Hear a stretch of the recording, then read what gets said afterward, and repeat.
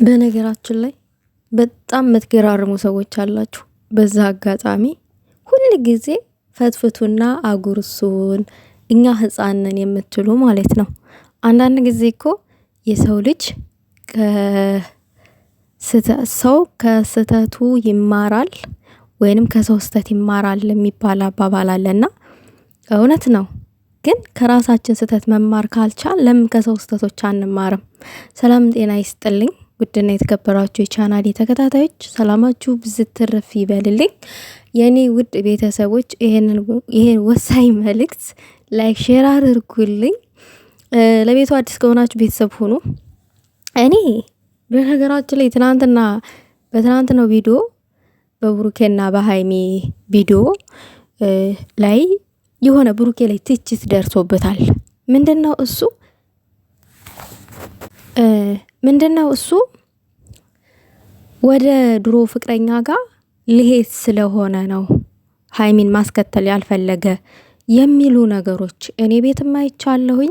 ቲክታክ መንደርም አይቻለሁኝ። ቲክታክ መንደር ደግሞ ምትኬን ለብቻው ቆርጣችሁ ምናምን ነገር ለምን ከብሩኬ ጋር እኮ ጎን ለጎን ነው የተቀመጡት አይደለ? ለምን ቆርጣችሁ መፖሰት ፈለጋችሁ? ለምን አስፈለገ? ይሄ እኮ ከሱ ጋር እንድትሆን አንፈልግም እንደማለት ያክል ነው። መግቢያ እሷ ብትሰራ መግቢያ ላይ እንደዛ አምራ ደምቃ ውብ ሆና ምናምን ነገር ብቻዋን መግቢያ ላይ ያለ ፎቶ እንኳን ቆርጠና ብናመጣ ኦኬ ችግር የለውም። ግን ጎን ለጎን የተቀመጡትን እሱን ቆርጣችሁ አመጣችሁ። እሱ ሳያንሳችሁ ደግሞ እሱን እንደፈለጋችሁ ተጨመላለቁበት። ስለሱ ምንም ማወራበት ጉዳይ አይኖርም። ግን ጉዳይ ማውራት የምፈልገው ነገር ብሩኬ ድሮ ፍቅረኛ ጋር ሊሄድ ነው። ለዛ ነው ሃይሚን ማስከተል ያልፈለገው። የት አያችሁ? ጥፍራም ሁላ ማለት ነው እንዴ! ማንም ሰው እኮ ያለፈ ህይወት ሊኖረው ይችላል። ያለፈ ህይወት አልፏል። ዛሬ ሌላ ነው፣ ትናንትና ሌላ ነው። አለቀ። ለምንድነው ሰውን ጀጅ የምናደርገው ያለ ስራው? ለምንድነው ሰውን የምንወቅሰው ሁል ጊዜ? ለምንድነው የምንሳደበው? ስነ ስርዓት ለምን አይኖረንም? እኔ ግን ውዶቼ የሆነ ነገር ደስ የሚል ነገር ነው የሰማሁት። የሙሺ ቤት ተሰርቶ እንዳለቀ በቃ ሃይሚዬ ያው ደስታ አይደለ? አብረው ነው እንግዲህ ሁሉንም ስኬታማ የሆኑት አብረው ነው አይደለ? ከዚህ በፊት ብሩኬ መኪና ሲገዛ ሃይሚዬን ሰርፕራይዝ አድርጓታል። ቤት ውስጥ ሲወስዳትም እንዲሁ ሰርፕራይዝ አድርጓታል። ዛሬ ደግሞ ይሄ የሙሽዬ ቤት ተሰርቶ ተጠናቆ ወስዶ ሰርፕራይዝ ቢያደርጋት ከምንም በላይ ለሃይሚዬ ደስታ ነው አይደለ? ሁለቱም ለፍተዋል። ሁለቱም አንድ ላይ ነው እየሰሩ ያሉት። ስለዚህ የሙሼ ቤት ተሰርቶ ስላለቀ ያንን ሰርፕራይዝ ሊያደርጋት ነው ለሃይሚዬ የሚባል ነገር ነው የሰማሁትኝ። ሽምግልና ግን ገና ሀብቴ አግብቶ ነው የሚላከው። እንደኛ ባህል አይፈቀድም ታላቅ ሳያገባ ታናሽ ማግባት የሚል ነገር ነው የሰማሁት ማለት ነው። ለእኔ ቴሌግራም ላይ እንደዛ አይነት ነገር ነው ከሆነች ወዳጅ የሰማሁት። ይሄም አስደሳች ነገር ነው፣ ደስ የሚል ነገር ነው የሰማሁት። ግን እናንተ በመላምት ገና ሃይሚን አላስከትልሽም ስላላት ብቻዬን ነው የምሄደው ስላለ በቃ ሴት ነው እናንተ ልብ ውስጥ ያለው ሴት ምን ሆናችሁ ነው እንዴ? ነገን እኮ አብሯት ካልኖረ ዛሬን ተስፋ ሊሰጣት አይችልም። ነገ አብሯት እንደሚኖር እርግጠኛ ስለሆነ ነው ተስፋ እየሰጣት ያለው። ምክንያቱም ሴት ልጅ ተስፋ ታደርጋለች። ተስፋ ከሰጣት ወንድ ልጅ አብሯት እንደማይኖር እያወቀ ግን ለሴት ልጅ ልባማ ወንድ ለልባማ ሴት ተስፋ አይሰጥም። ብሩኬ ደግሞ ለእኔ ልባማ ነው እውነት ለመናገር ያክል። ምክንያቱም ለቅማምዬ ምን ያክል እንደሚጨነቅላት ምን ያክል በቃ አሌለ ምን ያክልም እንደሚወዳት ከብዙ ነገሮች ከብዙ ሁኔታዎች ተረድቻለሁኝ። እና ይችን ልጅ ሊጎዳትም አይችልምም፣ ሌላም ያልሆነ ተስፋም ሊሰጣት አይችልምም አብሯት የማይቀጥል ካልሆነ።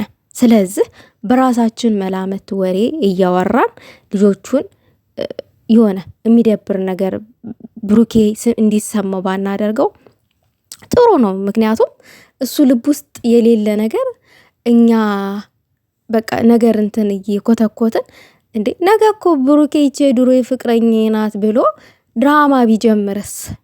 ምን ቤት ናችሁ? ድራማ ቢጀምርስ ምን ልትሉ ነው እናንተ በቆሰቆሳችሁት ነገር ለምን ይሄን ነገር ተጠቅሜ ድራማ አልሰራበትም ብሎ ተልካሻ ሀሳብ ይዞ መጥቶ ቢያጨልላችሁስ እርግጠኛ ነኝ ልትሰድቡት ነው።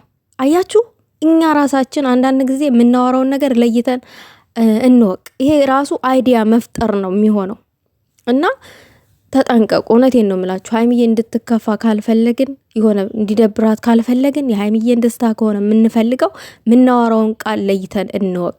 የምሬን ነው የምላችሁ። እኔ ከብዙ ስህተቶቼ ተምሬያለሁኝ። የሰው ወሬ መስማት አቁሜያለሁኝ። ቃልዬ እንደዚህ ነው ሲሉኝ ኢንቦክስ ላይ አይ እሰማለሁ፣ ግን አላወራም ዩቲዩብ ላይ መጥቼ። ለምን በጣም በጣም በጣም በጣም የምትወዱኝ ልጆች አላችሁ ከልባችሁ። እኔ እግዚአብሔርን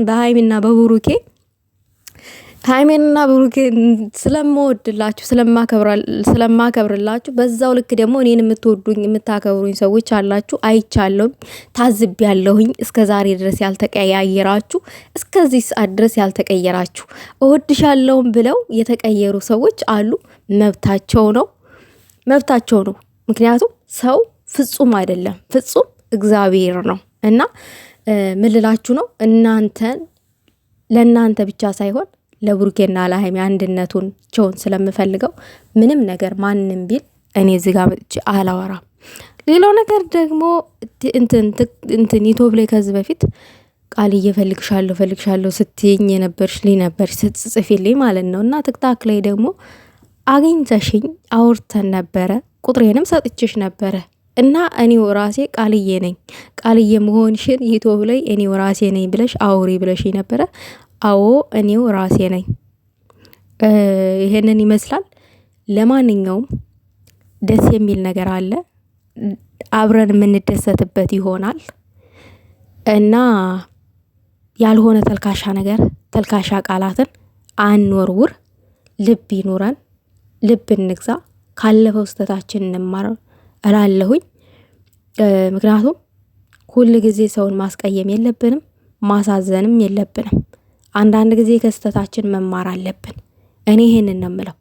ሀይሚዬ ፈገግቷ ተብሩክ ጋር ብሩኬም እንደዛው አብረው ሲሆኑ ፈገግታቸው አይጣል ነው።